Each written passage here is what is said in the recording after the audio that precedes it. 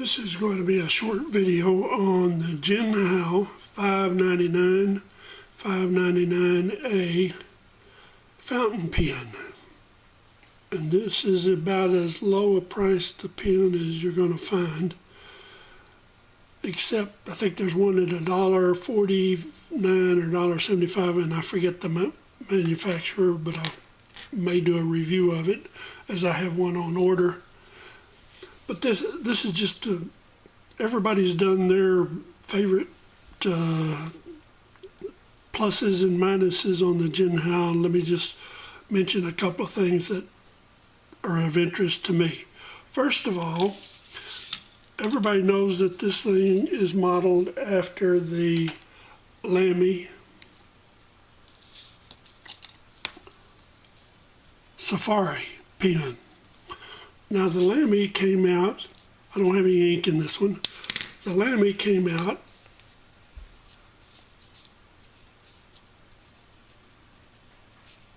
the Lamy Safari came out in 1980.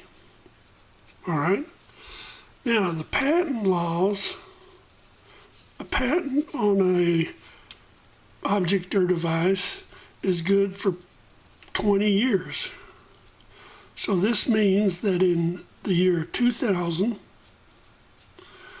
the patent expired on the Lamy pen. The Jinhao 599 and the A, I guess, not sure about the date on the A, came out in 2010. So there is no patent infringement in reproducing the design. And it's almost an exact replica. Whoops, I'm running out of ink in this one. Anyway, almost an exact replica of the Safari except for the nib. And it's the typical Jinhao nib. So, I don't know if anybody mentions this, but the grip is kind of unique. It has two flat surfaces, one on each side for the top, and then the bottom is rounded. Do you know why the bottom is rounded? Let me show you. It allows you, also, this is kind of a triangular hold, and this is a proper way to hold a pen. You hold the pen on top of the middle finger, and then you use the index and the thumb placed on each side of the grip. With the rounded bottom, this allows you to do the following. Run the pen flat or turn it on edge, either way, and you can determine what of course if you turn it too far it won't write. So you can use this on some nibs. This is a fine, no, is this a medium? This is a medium. This has, on the nib, has an 18 KGP engraving, and that doesn't mean that it's 18 karat gold. No, it's just the number that they use for the medium tip. Now, I've got, here's my backup page for the bleed through. When I used, I'm using Inkjet black ink. I was going to say about the ink. When you use the Inkjet ink, it will bleed through a little bit, especially on a medium point. So this is a medium point, and so the width of the stroke, if I can remember my alphabet and talk at the same time,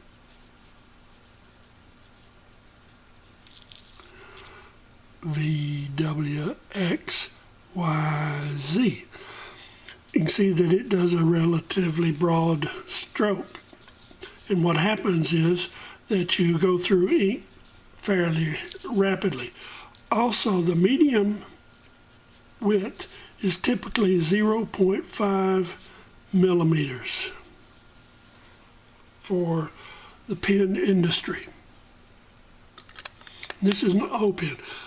On the 599, you will find that some have a metal band here for the space between the barrel and the grip, and this has the converter. So whenever you purchase any pen, I'd get it with a converter. Save you a lot of money on ink. The next Jinhao that I have here has the fine tip. Okay, now the fine is defined as 0.38 millimeters.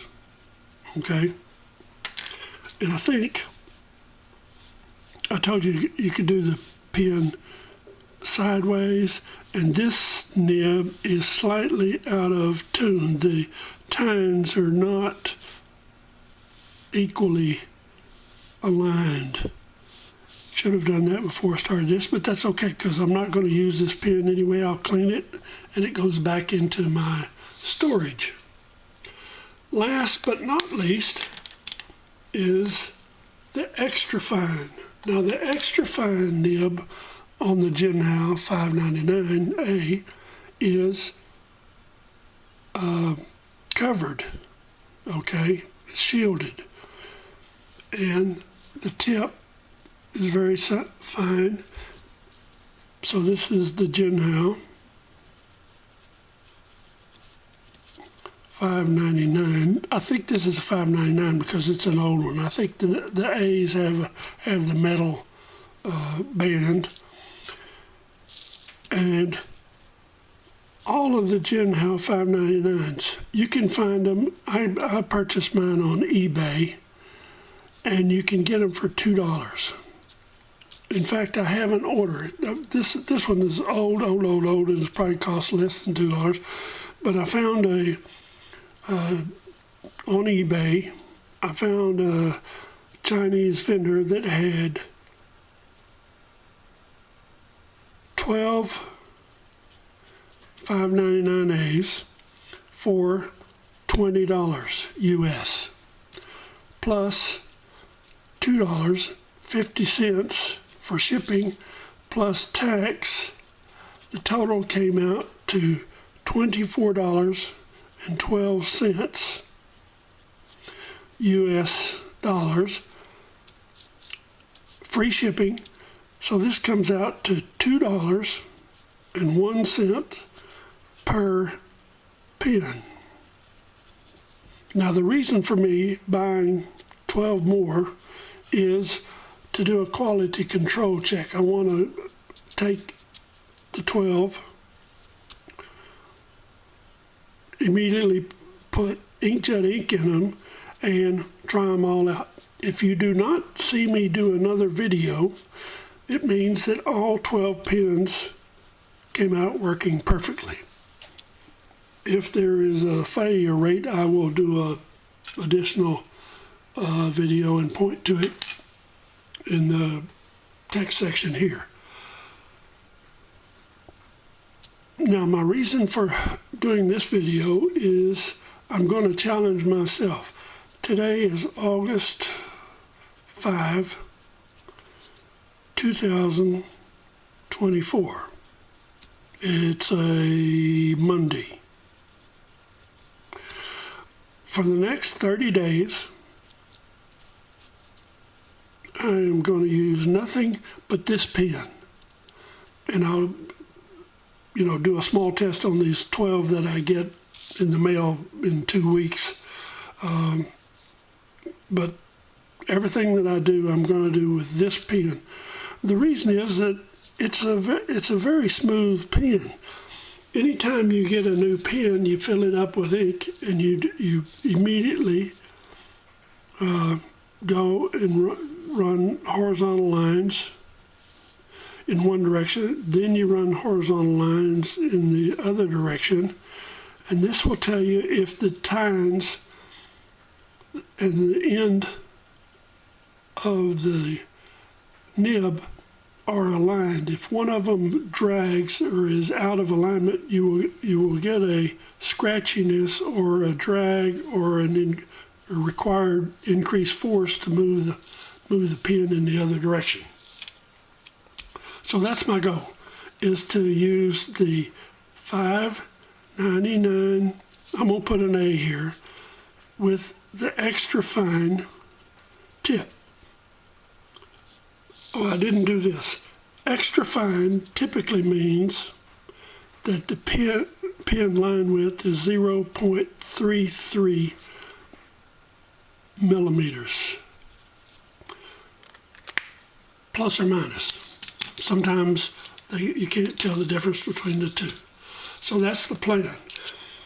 I do some physics stuff. Now this was done with the technical pen.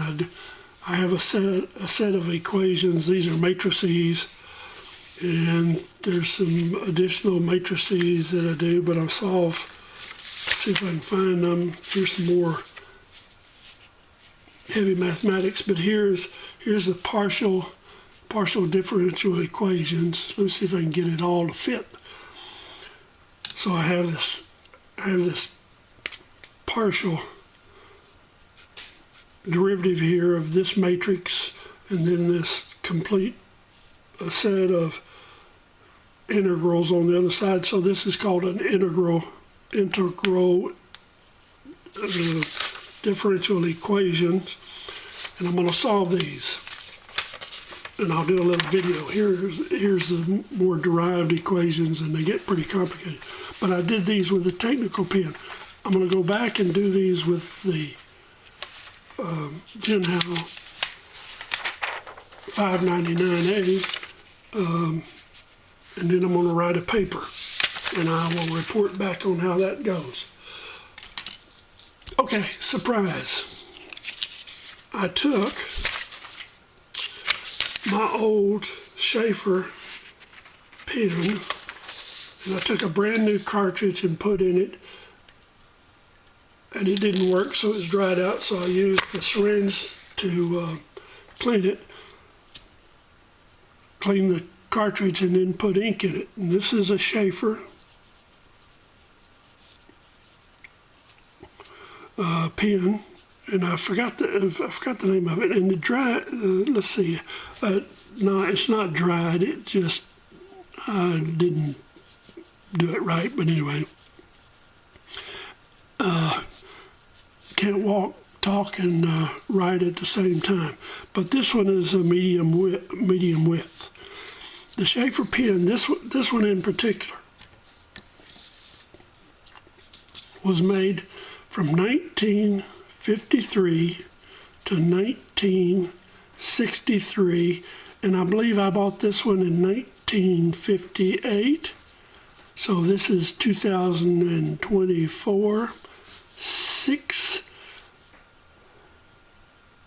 So this one is 66 years old.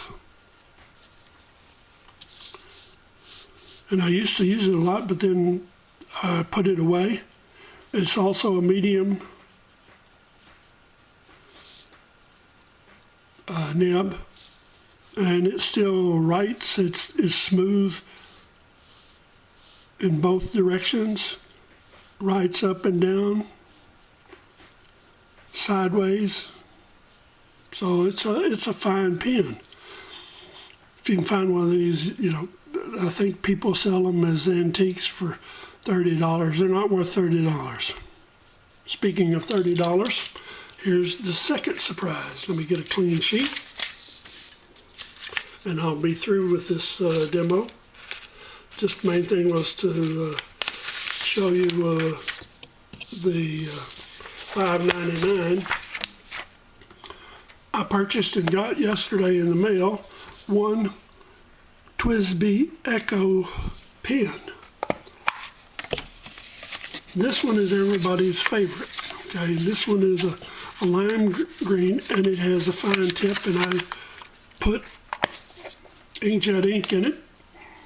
All right, and a couple of things that I'm impressed with right out of the bat is that this has a large reservoir. This tip is fine, so it's a fine tip. So this is the TWSBI Echo fine tip. Now this is an expensive, well, I say expensive, pens should be cheap, but this one was $30. I got it off of eBay, and I got it from a vendor in Utah, and I got it like 3 days after ordering it, and it works out of the box with no troubles. Smooth, smooth, smooth writing.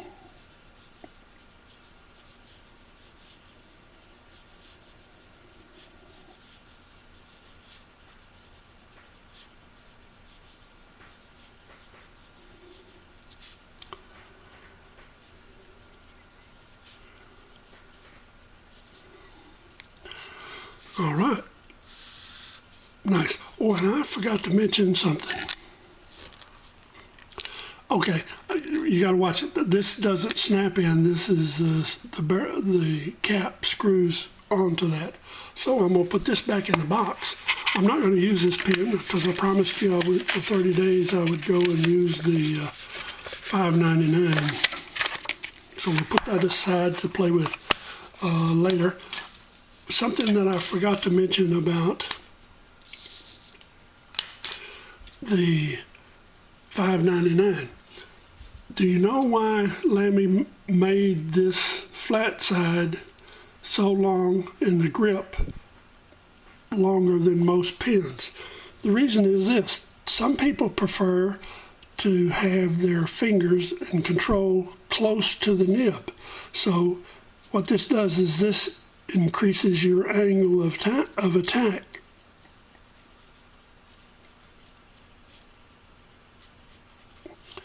If you move the pen to the middle, then your angle of the pen relative to the paper lowers. This usually broadens the stroke.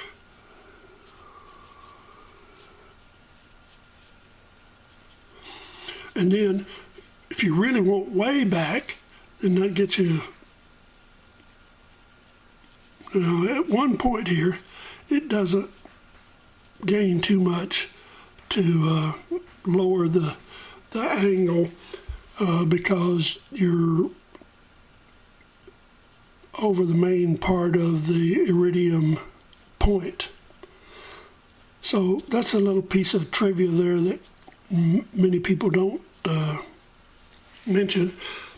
Also, I saw one vlogger get a brand new pen, and then he started writing like this, and it wasn't a Jinhao, some other pen, and they mentioned the fact that it was scratchy. Well, yes, if you get a pen on its tip, now this one is smooth, but most pens, the nibs, when you get them vertically upward, they don't work well, but this does. You just have to experiment with any pen you get. Whoops, I'm off the page here, but just experiment. That's what penmanship and pens are all about. That's why we own so many. Oh, one other thing.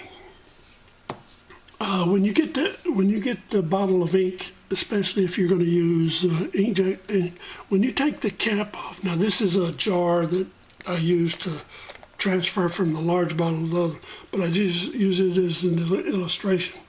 When you take the lid off of a bottle, there's usually an aluminum cover here that's provided to keep the bottle from leaking during shipping or whatever. Do not remove the aluminum cover. Use your blunt syringe, punch a hole in the cover and then extract whatever ink you want, and then get you a, I think this is 30 to 50 milliliter bottle, get from a craft store or whatever,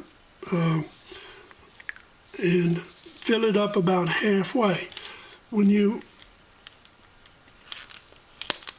put the pen in to fill it up,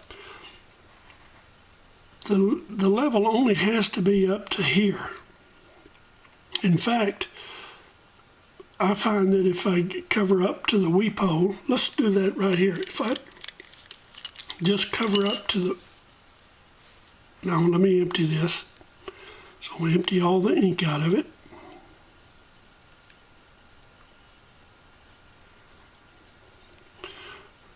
Now you see that the plunger is down in there and there's no ink in the reservoir. Now if I fill this up just by, now you won't be able to see this, but I'm just going to go, this is called the breathing hole. I'm just going to insert this pen into the ink up to and just past the breathing hole. All right? Not all the way up to the grip. And do the, whoops, helps if I turn the right direction.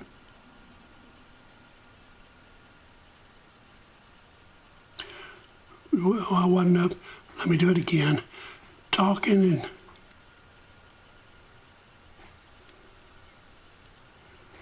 whoops, I think I messed up.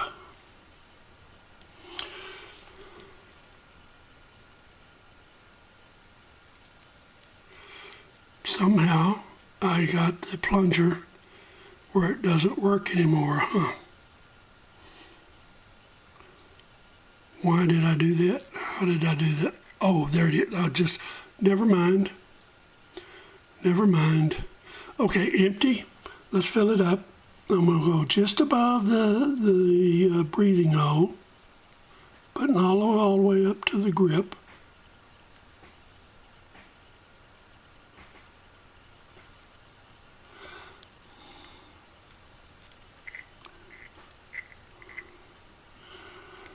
Okay, you can see that that's as deep as I went, and the cartridge doesn't fill up to the top. It's got about half of it. So this means that when the plunger goes up, the partial vacuum sucks in air here. So let me empty it.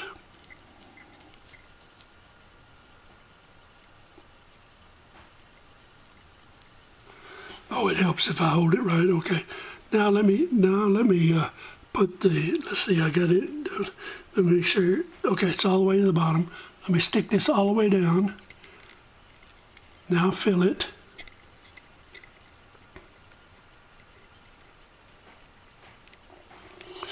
Okay. Now the reservoir is completely full. Okay. Now you get ink on the tip here, so you have to get your handy rag and clean the tip so that you don't get it on your fingers and everywhere else. And it also helps to hold it in the rag and extract some of the extra ink in the feed. So let's put the barrel back on here. I could have done this in a shorter period of time if I had practiced, but I don't like practice. Okay, so now we got, oh, this is the fine, which is not in tune, but you get an idea. Now the nice thing about the extra fine with the hooded nib is that you only need a centimeter or so of ink in the jar. I recommend that you do not fill up the jar. Just put a couple of centimeters, up to 3 centimeters depth, and leave the upper half of the jar empty, and this will allow you, when you put the pen in and take it out and everything, you don't typically have ink on the side. I've been messing around here, but keep you from making a mess. All right. So that's our lesson for today. Thank you.